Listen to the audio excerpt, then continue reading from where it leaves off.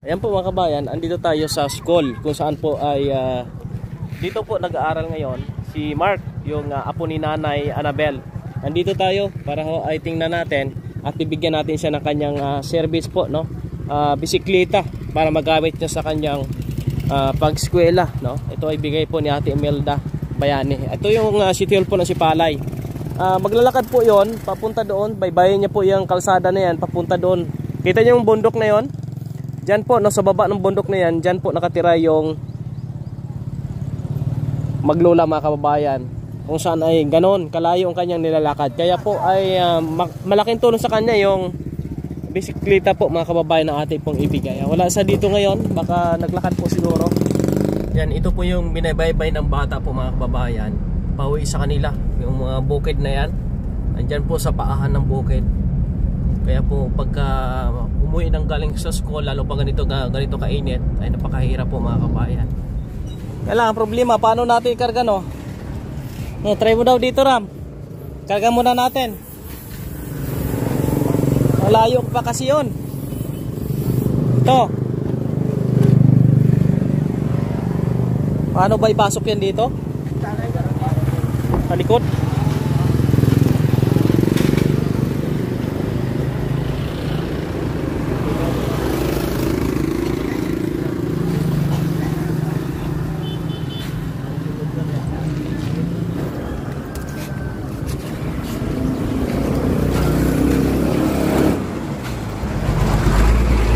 Okay na yan. Nandito na tayo mga kabayan sa bahay po nila ni Nanay Annabel at ni Mark. At ito nga po, sabi ko nga sa taas sila na sa ilalim sila ng bangin. Tingin lang sa ingan, no. Nay, magandang hapon. Ano mo, Nay? Matong tanim mo wala kagapon? Na puno ng bato? Sa diin si Mark. Mark! Kumusta? Gaano ka okay? Nabili ko na yung may tulong namin sa iyo na bisikleta. Halika dito ka. Gusto mo talaga yung bike?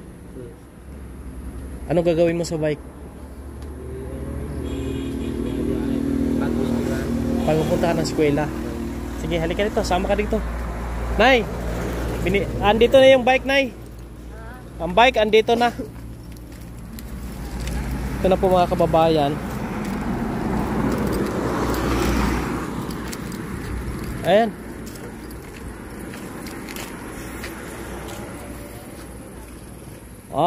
Yan, bagong-bago yan. Sige. Tulungan mo na. Tulungan mo na, Ram. Yan ba yung gamit mo sa pag-aaral mo yan? Hinahinay lang. Nahinay na hatak mo na, hatak. Sige.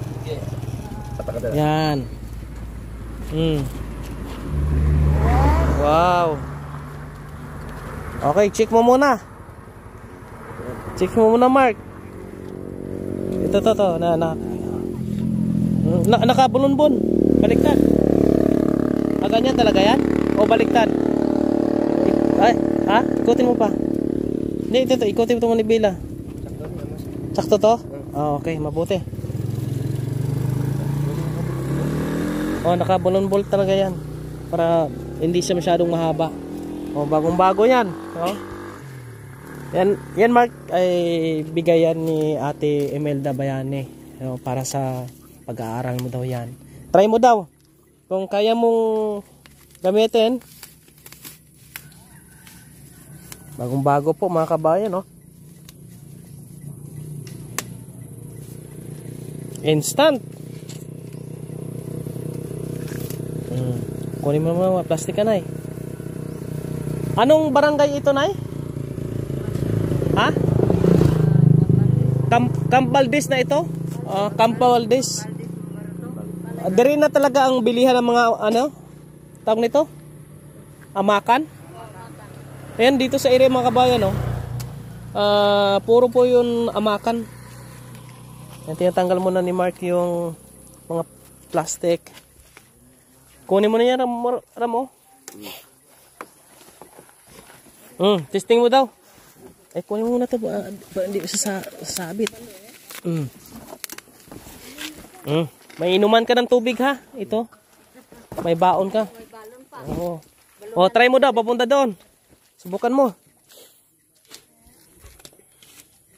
Wow. Bagong-bago po mga kabayan. Oh. Swerte talaga ng apo ni nanay. Oh, ayaw niya pang ipasama sa akin kanina si Mark. Ayaw niya lang, baka ayaw ko nang ibalik. O, sige, testing. Yan po mga kabayan, oh. Yon. Ayos. Ayan, may mga gamit na po siya sa kanyang pag-aaral po mga kababayan na ito ay makatulong po, no, sa pagbiyahe-biyahe. Kasi ang mahal ng pamasahe, 60 pesos sa isa kadlaw. Grabe.